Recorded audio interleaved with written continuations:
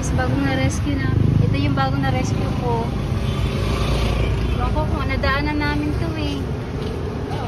Ewan ko kung mabuhay ito. Bumili na lang ako sa Pure Gold ng pagkain. Okay naman. Tebe, kain no. Dali, sana mabuhay ka. Kawawa ka naman. Ito busin mo. Ito dito banda. Ayan. Dadalhin ko to sa bed. Kain, bibi, kain. Para mabuhay ka. Bibi. Itong dalawa, alaga ko to. Dadalhin ko sa bed kasi may sipon. Itong isa, hala, di na niya kayanan. Di bali, at least kumain siya ng konti. Tara, let's go na. Dadalhin ko sa bed to. Kayong dalawa, oh.